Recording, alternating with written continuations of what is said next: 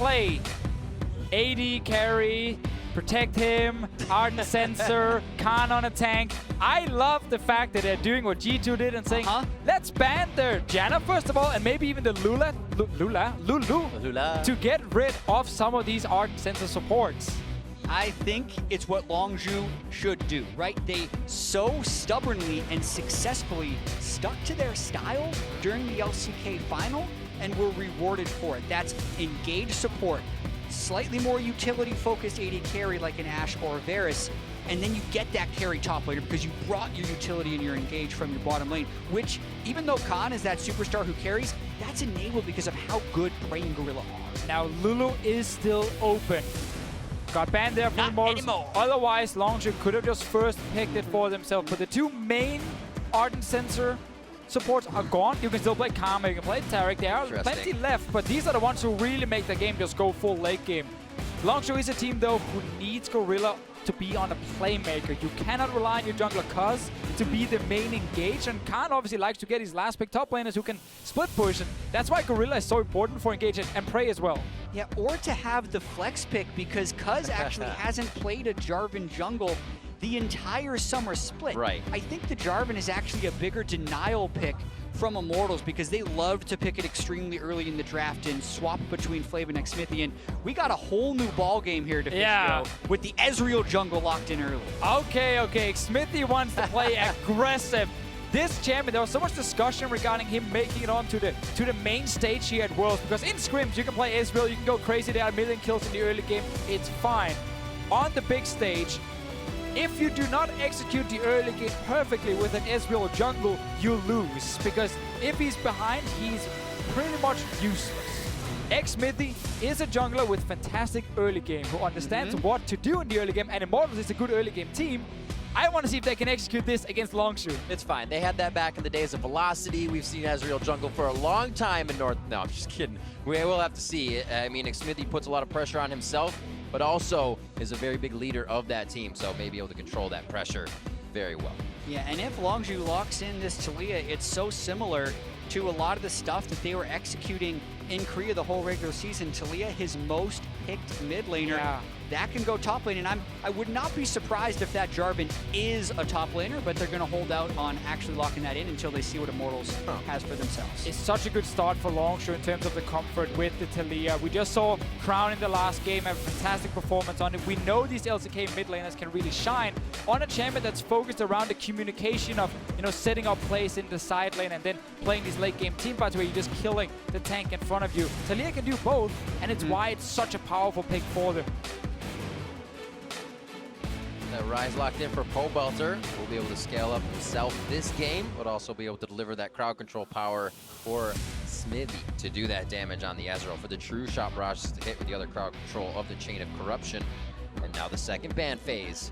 Khan finds his Chase band and the Renekton as well for the side of Flame. I mean, and this is the flexibility that Longzhu have afforded themselves. Jason, Renekton, as well as Jarvan were the three most played top laners for Khan. But what's interesting is Renekton and Jarvan were the two most played top laners for Flame. So getting the Renekton straight out of there, getting the Jace right out of there, you're shrinking these champion pools. And I really wonder if you're going to see a Cho'Gath ban here from Longzhu as well, because that is the go-to power pick on this patch. It's just not something we've seen that much of from Flame. We've had three of them, or two of them so far, a possible third in this game.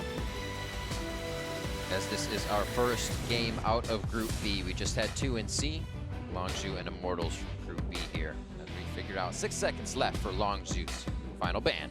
I find the Rakan ban is also very interesting from Immortals, with, of course, Xayah already being banned a long time ago and Tristana locked in. I think Alistar is almost a bigger pick for Gorilla or the Thresh. He can play, obviously, Ole here wants to try and counter that with the Morgana, but you can definitely still play Alistar against it, and you can just Q flash and she doesn't have time to Black Shield. Yeah, I do think there's some more texture with this Morgana pick as well, though, only because even thinking back to the spring before Ole went God mode in the summer split, Morgana was his pick.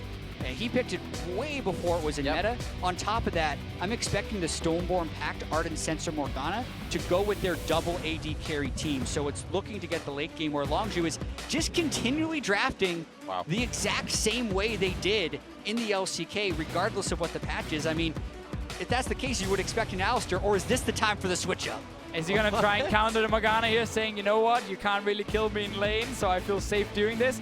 I'm still looking at then either the Alistair or it looks to be a Karma that he's actually thinking about. Will, of course, bring Arc Sensor as well. Very strong laning phase coming from Karma. Definitely something you have to respect. And Longzhu now with that draft where you don't need to help that bot lane at all. The Karma and the Tristana will do more than fine 2v2, and you can play around topside. Yeah, they're going to play around topside. Longzhu knows that, Immortals knows that, SKT knew that in the final, and they couldn't stop it. So I can't wait to see if Immortals can stop it, because Longzhu, they're going for it. That's the third most picked champion for Khan in the summer split, and the most picked champion for Cuz to play around that top side. A lot of power and damage coming from this Longzhu composition. Immortals find a bit of a tank in Flame. So it could be helping them if they go late game, but then you have Frey on that Tristana. You have that bot lane Ardent Sensor coming through. Just going to be terrifying. We've seen this jungle matchup as well in the play-ins where Kha'Zix gets picked into the Ezreal. If you get past the first few levels, this Kha'Zix here will have so much kill pressure against Ezreal. You're very squishy as a jungler when you are, fun enough, an 80 carry flying around. If this Kha'Zix gets to level 6, he gets onto you, he can even use his stealth effectively to dodge around and you can't really hit him. It's a kill for the Kha'Zix, and it's a very nice composition that's been drafted here by Longzhu to really have that aggressive jungler that can invade and push priority in mid for BDD to then say, is it time to go top lane? It's probably time to go top lane, and then you can try and tower dive that Maokai. We'll have to see what these teams have for each other. About to be on the Rift.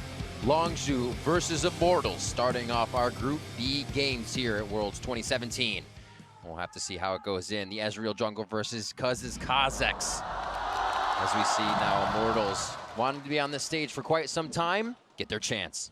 Yeah, and much like the last game, had very similar style teams in G2 and Samsung.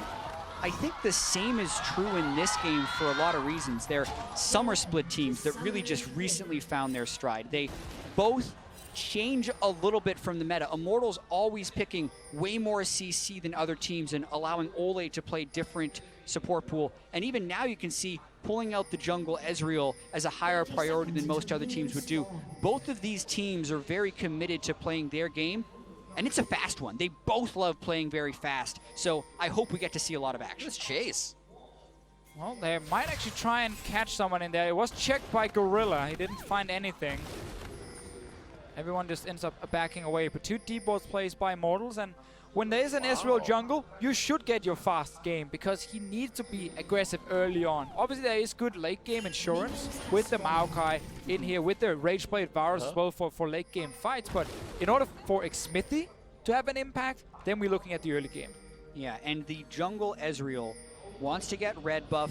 Then you can go somewhere with Storm Raiders and proc it by landing a Q. Or you can get your double buff level 3 and immediately invade the jungle. That can actually still out-trade the Kha'Zix this early. It's just later when it doesn't necessarily do it. So that's why we see the change-up by Immortals to get the very early wards, because Xmithie wants to know where Cuz started, so he can try and exploit this rookie jungler. We forget a lot of times that Cuz is a rookie jungler because he has found so much success, but that could definitely be a place where Immortals is looking to attack. I like this level 1 start here from Immortals as well, with the Morgana waiting in that tri-bush, knowing there's a leash happening so that you can just delay Longzhu to get to lane just a little bit at least. Have Cody Sun just get the push early. Xmithie, of course, will not have any issues here in the jungle on his own. Once he gets blue buff, it's the fastest clear speed of junglers in the current meta from this Ezreal, and you just want to abuse that as much as possible. Get out on the map, fight. So he's going for the quick level 3, focusing on single target camps. That's what the jungle Ezreal does, because it's much harder for him to clear those multi-camps. Curious though, knowing the Cuz started red side, he doesn't have that invade. And he also messes up the patience on the Gromp, so it resets. Not a good look for Xmithie. Definitely going to slow him down a bit. Maybe he hops over the side, saves the arcade shift for a little bit more movement, and he's going to get that red buff there we go. on this bot lane. Warded yet, so he's going to make it behind him. They have the Mantra Shield to get out fast, also the jump, and they're going to be making it real quick. They see the play happening here from the side of IMT and say, do not like. And this is such a standard thing to try and do against Longzhu. Try and see if you can kill Prayer Gorilla in the early game, but they are probably the best bot lane in the world at defending against ganks, because they get left alone so often in these games while Longzhu are playing topside. They're used to this one, and they just back away instantly. Exactly. It's what enables their strategies more than anything else, actually, is how well they can play defensively. If you look at the jungle proximity percentages, Cuz's proximity to the bot lane is extremely low. It's the lowest of the junglers at the World Championship, and that's because he's always sitting mid-top, and that enables BDD to get a lead, or Khan to get a lead, and BDD to ult top lane. And other teams don't play this way because their bottom lanes would get destroyed, but that just doesn't happen to Longzhu. They often sometimes even win in those situations, but it's tough this game as well, as Xmithy's now ganking there. A lot of these are coming up as well. Pobalt are obviously farming there. Weren't going to come up with the kill, but he is affecting lanes. Smithy has been going through a few here and there and making sure he has a little bit. The kill comes up, it's the bag of chips. Yeah, both lanes from Longzhu realizing that this Ezreal in the first few levels will have the ganking pressure and letting the Kazakhs just farm. Like, you don't really want him out of the map this early. Try and get him all the way to level 6 if you can, and then start really challenging this Ezreal, because Xmithy now, due to 2 ganks, are actually down a level at the moment. He didn't even get a summoner spell. He just poked a little bit, and that's not enough for him. Exactly, and the 300 gold Cuz now has in his pocket over Xmithy, as well as the level, is basically the gold lead you see for Longzhu. So the early game definitely advantaged Longzhu, thanks to Longzhu absorbing that pressure from the bottom lane. Look at what it's cost him. 6 CS and maybe 100 gold. They're going to be just fine. I actually also want to go back to the point you were making before here, Jad, about Prey and Gorilla. I think while Khan obviously is the guy we highlight a lot, and a lot of people are talking about because he's making the big flashy plays, like the backbone and the star players on Longzhu is in fact Gorilla and Prey. Like, as you said there before, no one are able to play just to one side if your other side gets ganked and dies. And the fact that these guys have been doing this for so many years now as well, being like one of the best bot lanes in the world, and finally, you know, take down SKT as well, win that one for Longzhu. It's an amazing story with these 2 guys, and they deserve all their, you know, highlights they've now been able to create with this team. Love in the mid lane, but too close to the turret for BDD to go hard on Pobalter's low mana bar. Cuz waiting patiently in the jungle here. Both junglers level 4, and Xmithy, he knows. Yeah. He knows something's going on. Very smart jungler, Xmithy is right there, knowing that the Kazakhs could be waiting, completely avoids him, and Cuz is going to come up empty, even if he does get some deep vision. Very smart. As we were saying, his rookie year, one of the youngest players last year to reach China and Korea #1 on the ladders, and the youngest to do so as well. This guy really tries to fight and make himself better all the time. Yeah, he's now able to communicate as well to his bot lane that Ezreal was not showing top side, so he needs to be down bot side. He's probably killing a camp. Just be ready for a potential gank, and as soon as Immortals bot lane moves forward, Longzhu just ran away. Like, they're like, you know what? There might be an Ezreal here. We're not going to deal with this. They're playing so safe, and it's all communication. So when you go into the enemy jungle and you don't find the jungler, well, you know, okay, he's on the other side of the map, and you can then call them. BDD pulling the minions out. Oh, lost one. Nice job, though, trying to sweep up what he can. Stalls him out in front of the minion, or in front of the turret. Could put Pobalter in a bad spot. They may look for Cuz to come mid at some point. Really hasn't seen too much in ganking form, other than just kind of being a nuisance to Xmithy so far, and doing a good job of it. Yeah, and still looking at the game, it's neck and neck right here for Longzhu and Immortals, so they haven't found that opening or that crack that they can exploit really for either team. And Immortals is a team that plays early game very well as Longzhu, so still a very close game. Difference is just Longzhu saying we want to wait for our jungler to get level 6. Immortals saying we don't want to wait for that. We actually want to get an advantage before it. Yeah. So the fact that Longzhu have just been able to kind of sit back and not lose anything to this Ezreal is very big for them. And this Ezreal was first rotation for Xmithy. He was like from the get-go saying, I'm going to play this, I'm going to beat these guys in the early game. The R evolve for the Kazakhs allows him to be so much sneakier in the jungle and often bypass a lot of the wards. It's a go-to Kazakhs evolution nowadays. It's funny though, I see both, you know, with also going like Q early, and typically the junglers are saying, at least in Europe, like if you get a kill early, go for R, play super aggressive on the map, use that extra mobility to just continue to like force fights. But if you don't get any early kills, just take the Q, it's a bit safer, it will give you more value in a team fight as well. But in this one here, Cuz went straight for R, despite actually not doing anything early, and feel like that is the best option for him. And we still really need to track the top side and how well Flame can absorb the pressure from Khan, who's gone Tiamat and is trying to shove him in a lot. Notice the control wards by Longzhu as well, is setting up the roam path for Cheetah, and that's why Immortals is going bot side. Last chain of corruption. Prey gets hit. He's able to jump out. True Shot Barrage to come out behind here. Who's got the follow-up damage? And it goes on to Gorilla. This is going to be the warp out, teleport in. Khan gets himself in a bad spot. Top lane now to Flame. And this is what we see from Immortals in the NALCS as well. Great setups. Pobelter was moving from that mid lane very early, calling, okay, now we can go for the fight. And Codyson with that R flash engage onto Prey, locking him in place, meaning, okay, there is at least one member we can hit at the moment. Prey might even want to look for more because we got a Taliyah coming around. Here's Taliyah. There's no teleport for Ole. He gets caught out in the end. Soul Shackles go down, but he is going to be shackled up by the likes of Longzhu as it's now 1-1. Did not expect Khan to stick around. They thought he was going to be running towards topside as the teleport wasn't matched by Flame, but by sticking around and also roaming down BDD, where they didn't actually have the control wards, they pick up a kill. So it's not like they can only play through the top lane like some top lane focused zombies. They make another play and they even out the game. Well, what we saw there was the fact that Pobelter could move first in mid, so he went down, made his play. When he leaves, you gotta respect that now it's the enemy mid laner's turn, because he's obviously gonna push the wave while you're gone, and when you're stuck in under your tower killing the remaining minions, he's leaving. Yeah. And you gotta be ready for him to join a potential fight.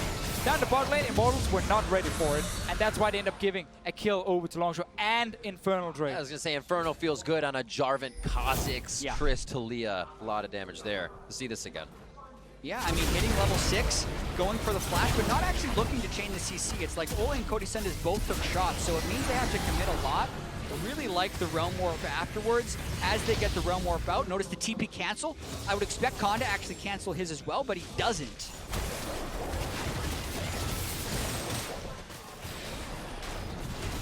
Because on the board, see a pretty good record throughout the LCK Summer Split as he hands off blue to BDD in the mid lane. Another one who has been touted as one of the greats coming out of the LCK soon and still has a long way to go. But Baker says you got to beat him multiple times to be a legend. Yeah, also, for those of you who haven't been following LCK closely, BDD was this super hype player about a year and a half ago, but didn't find a huge amount of success and finally had his breakout split, so to speak, averaging less than a death a game. Only died 2 times in the 4 games he played in the finals of LCK, so... Best KDA player in the world. That is what some have said as well, but then counters to that say he actually pushes up a lot and makes a lot of plays. It's just that he's always making the right ones, so manages to avoid the deaths. Let's see if Ole can get something happen. Hiding in the brush. The control has been great for them. Codyson possibly forward. Last hit to Ole. So clean and simple. It's such a smart setup when you have a Black Shield as well to stop Prey from shooting Codyson away from the fight. So this Varus will always just sit there and get enough damage off. Codyson is delaying his own rage play by going for Ninja Tappy here, respecting the fact there's a Jarvan and a Kha'Zix potentially joining fights in the bot lane to try and kill him. But that was a nice setup, and it all comes down to Ole landing that binding. That's the support that has been banned away from him over and over. As Immortals get their vision control going, that Fog of War is going to be so deadly because of Ole. He's going to keep making those plays. And one thing we need to track the later we get into this game is how well do Longzhu play without Gorilla on a champion where he can create plays, where he can engage fights. He's sitting back on this Karma here. He's actually telling Khan that it's up to him to start the fights, and that's not a standard setup for Longzhu. You can see Gorilla already have died twice in this lane as well, so Immortals have actually been able to win this early game slightly, but it's still a very good win for them. Exactly. In the North American LCS, Immortals did play around bot lane extremely well with how Xmithie could make those ganks. And we talk about how Prey and Gorilla are so good at playing defense, you don't expect them to die, but Immortals clearly not changing their focus. They're going bot again and again. So he throws the binding down, pushes Gorilla up towards Xmithie with that direction, possibly onto Prey now. Nature's Grasp just misses. No, it gets him! And they come up with another kill! It's all planned in advance here from Immortals, placing that ward deep in the lane, waiting for Longzhu to push forward, and then using that TP from Flame.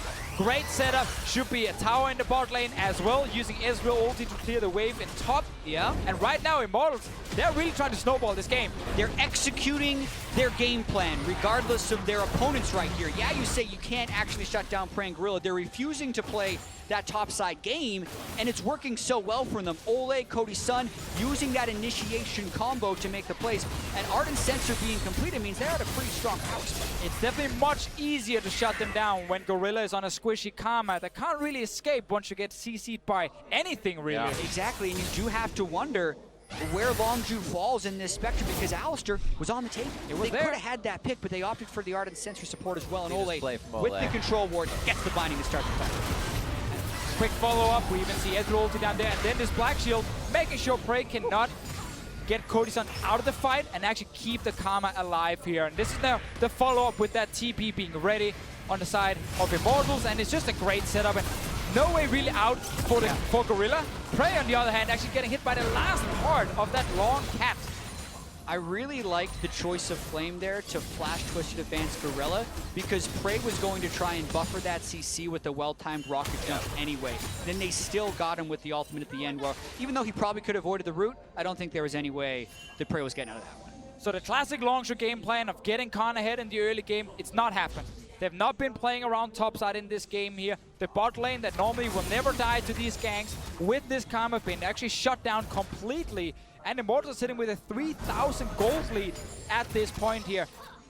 No rage play just yet for Cody Sun. Will most likely come for him on the next time he goes back. And then he's going to be super strong with this Ardent Sensor support next to him. And Immortals, they can keep playing around this dual lane. They have no reason to stop. Just keep moving towards Cody Sun. And, of course, this Morgana here landing bindings. Yeah, and xMithy is basically living up there, and it's one of the ways he's avoided Cuz's counter jungling as well, is because he's just always with his bottom lane, hoping to catch a binding somewhere. Misses by about a pixel, and Cuz might be looping around for a mid lane play. He's back again. running circles. Here we go, lap two. Mark You got to behind. find someone at some point. Goes down the ulti again, making sure he's at least safe in this Back excursion. again. Back again. Yep. Retracing his steps. Feels like with the lane pushed up here, they might have a little bit of aggression, but now he's trying to dodge Pole Belter. He gets the call from BDD that Ryze is not in lane. And now they'll be all right. But There they go. Looks like they're going to have to. Shot towards Gorilla. A rooted Prey. Soul Shackles just in range, but they actually have to back off. Pole Belter warms up really low. after taking a lot of damage. Khan gets the teleport in. Is this the turnaround for Longzhu Gaming? Ole's going to be going down. They lose the support, but that's 2 kills. Tash going over to Longzhu. xMithy just living as BDD's on the edge of that fight. So they lost that tower and a kill here. Immortals looked like a team that knew they should not try and defend the tower because they had no teleport from Flame. But then at the very end, someone made a call to actually go for the fight, and that backfired. Yep. Instantly Khan joins. There's 5 members from Longzhu on the top side with Talia ulti coming in, and that's now a kill for them. Sometimes when so many plays have gone well before around the bot side, you get a little over-eager, but I absolutely agree to Fishio. Flame could have traded turrets, or no, he couldn't have traded turrets on the bot side anyway. This was just an indefensible one, so to speak. They landed enough CC, they could get it, and they thought the Realm Warp would be able to get it, but the circles that Cuz was running in that jungle actually found Pole Belter. And that's what took him to 40% health before the fight, and made it so they definitely couldn't match that play from Longzhu. Exactly, just by sitting there, knowing, okay, Ryze needs to at least run into the jungle to actually ult to the top lane. Eventually, you get something. Or Ryze just stays mid, and then you get a free tower. Really smart play by Cuz to wait around that jungle, predicting the defense of Immortals on that topside turret. And we'll see if they end up fighting around this Drake, but Longzhu again expended the teleport on that play, means Immortals will now have that teleport advantage for playmaking. And despite Cody Sun getting, you know, all these assists in the early game, sadly for him, no kills. Item-wise, there is Static Shift and BF Sword now for Prey on his side, so he's actually looking very good. And that's an AD carry that lost lane. Yeah. They have found him though. Instantly going down. He just got himself in a very troublesome position while Cuz tries to play that distraction game. He's also trying to pull Immortals around to say, use your resources spacing on me. They do so and actually come up with an Ocean Drake after that. It's fun to see how much CC Immortals Oh my word. Smithy. Ooh, nice shot by BDD, pulling out one last Q. and volleying down Xmithy. He did not expect Atelier to move down there and actually meet him in the jungle. But we have seen a few kills now from Immortals side where they have so much single target CC that's so easy to land. Like, you point and click with Rise or the Maokai, you follow up with a Binding or a Varus ulti, and you keep someone in place for multiple seconds. And again, you don't need to land a skill shot first because you have Rise and Maokai there. Chaining CC has been Immortals' bread and butter during the regular season, but one thing that has been their Achilles heel is their tendency to have random one-off deaths, whether it's Cody Sun or Xmithy, that has prevented them from closing out the games. As you mentioned, though, Flash Twisted Advance into a whole bunch of CC, and Cuz is dead into the Ocean Drake. But here, he just wants to shift over for some wards. But BDD predicts it, basically. No other reason to be roaming into that spot. Picks himself up a very clever kill. Cody Sun also picking one up for himself at 1-0-4. Those early kills to Ole didn't allow Cody Sun to really spike as much as he wanted to with an early Rage Blade. Rift Herald here will help to open up the map for Immortals, but we were talking about that vision before. A lot of it's on the bot side. They haven't moved it top, so they got to be careful about this exit. We'll secure the Rift Herald at least. Flame actually went back, but TP would be ready, and we have two members from Longzhu sitting in the mid lane, so they could not fight. Immortals will get that one, and hopefully for them it rewards them with a tower. It is so even in gold though, with Immortals actually being ahead 3,000 gold just, I feel like a few minutes ago. Then we started playing top lane, they gave Longzhu a tower, and they started getting back in, make it even. Exactly. If we've learned anything from watching any other region play against Korea at Worlds, it's the 2,000 gold does not win you a game.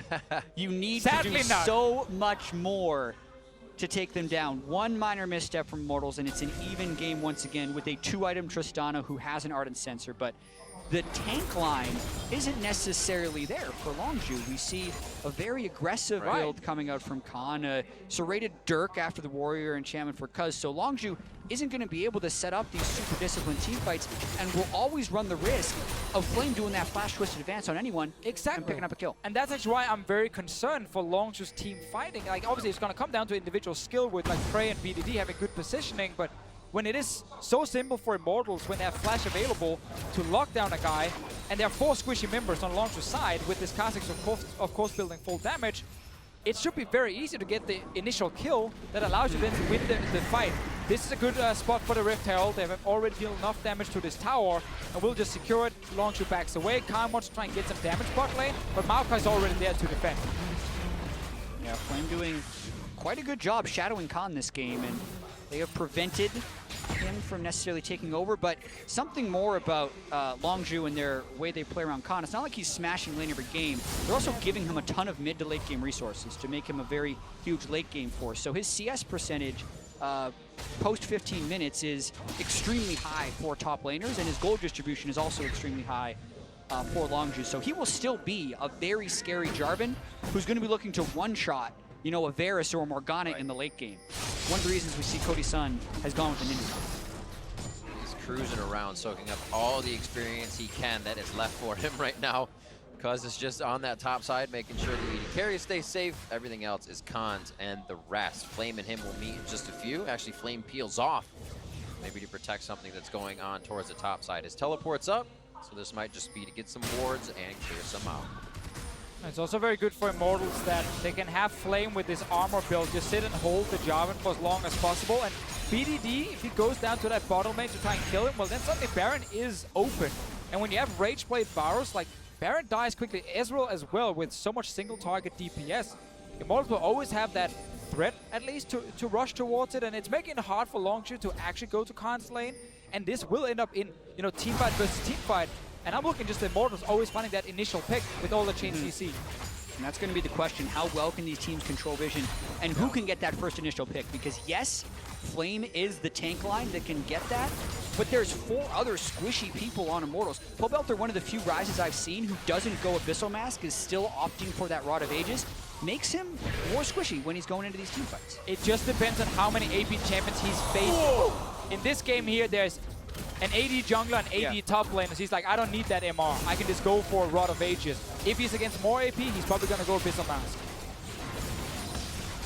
One ward towards the bottom side, 3 that hook up into Immortals jungle.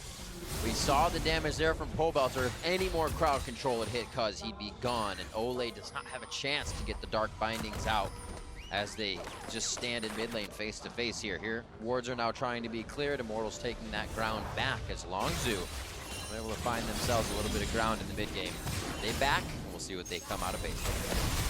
Yeah, but with the back, it means Immortals has a window to push pretty aggressively here in the mid lane. Still have the Black Shield if any type of engage was attempted by Longzhu. And they're trying to set up for this Infernal Drake. They want to equalize the boosted power from this Drake. Do not want the second one going over to Longzhu, which increases the threshold for Longzhu to get that one shot with something like a charge. They're very close. Looks like they're just going to let this wave even out. Bot lane's getting crushed in right now. Can't be handled by Flame. Looks like they're going to have to wait for the fight. The mid lane priority always so important when you're trying to fight for these objectives in the river. Another thing is getting early control wards down when you have Morgana is fantastic too. Try and sneak away and find someone. There with it is. some CC. The 1, 2, 3, 4, 5 punch coming in from Immortals. Prey could be the next, but the crowd control is on cooldown. Nature's Grasp just slipping by the top side of the fight, and Flame definitely has to be careful. You see all of the damage that Longzhu has, and they know where to put it. And this should just keep happening in this game here, because Longzhu was trying to sneak around the big wall, saying, okay, we can't really face check in the river, that control ward, you have too much CC, and still they managed to find them. They're trying to threaten Baron, though. It's rather ambitious as the Drake goes down, but they are on it. All right, Xmithie coming up. His smite is going to be down, but it will be up for the time. They're gonna He get needs it. to get there. They have enough damage to make it happen. Ole, it's up to you. Can he get the damage? He cannot. Soul Shackle goes down. The rest of the team's trying to get out, and instantly zeroed out Ole means Khan could be finding himself in the same situation as he stayed too long. Having him with Baron on the side lane would be huge if he can put out the pressure, but it looks like he goes down in the end. And the rest of the team will be able to work with Baron and 3. Even then, Baron in a 2-for-1 kill trait is a great macro call there by Longzhu to secure that objective that Immortals was going to be able to pressure with their pick. That absolutely is critical in keeping them in this game. That maybe even gives them the lead.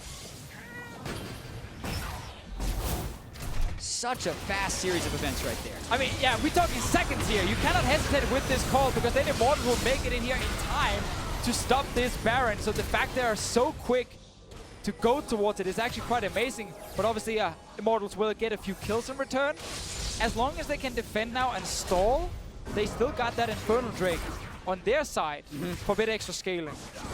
Yeah, and Infernal Drakes are not equal for both teams. If one team has more benefiters of AP and AD. In this case, like the AD Jarvan versus the tank Maokai means one person that benefits from the Infernal and one person that doesn't really as much. So slightly more effectiveness from the Infernal Drake for Longzhu, but still an incredibly close game.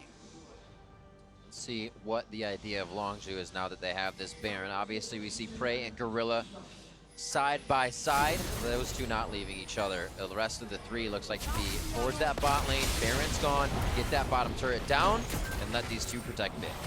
Oh, Prey's Prey. quite strong in this game here. Already sitting on basically 2 full items and 2 halves. That's all as well. it takes. And then Xmithie goes down, and suddenly this Baron buff now means that Longzhu can also push for some towers. No Xmithie, Cody's son very low. It's those small mistakes from Immortals that keep costing them, and it has been true so much during the regular season. Cody's son steps a little too far forward. You've got an Ardent Sensor Trist that runs you down, and then everything just gets used to chase. So this is at least another turret for them, maybe more, as Xmithie's still dead for another 20 seconds. Pobelter on the same score line, but we haven't been able to see the power. Longzhu in too much control. The inhibitor turret in their eyes here. 27 minutes in. Pobelter on the bottom side of the fight. A double cataclysm going on to Cody's son. Ole goes down immediately as Pobelter still looking to deliver the damage from the back, from the side. He can't find his way in. His Flame is in a 4v1. Prey goes to the front side of the fight. There it is. Cuz goes down to the hands of Pobelter. And he is just trying to flex his muscle, but doesn't have that finishing damage, doesn't have enough teammates behind. Here comes Xmithie. Pobelter still on the run. Have Longzhu overstayed their welcome? And it looks like it could be just right. BDD backs up. Pobelter just on the edge.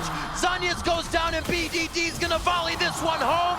Prey with the kill secured. Just like that, Longzhu does not relent. The one bit of damage they get on Cody's son turns into this, which is an absolute bloodbath and an inhibitor down for Longzhu. Oh, and we kept talking about the comms here, how Immortals could find that first pick against all the squishies on Longzhu, but then we just see great shot calling to secure a Baron, and then fantastic play afterwards to use the Baron to really pressure down Immortals. And it's these very quick calls that just makes these Korean teams so good and so hard to beat.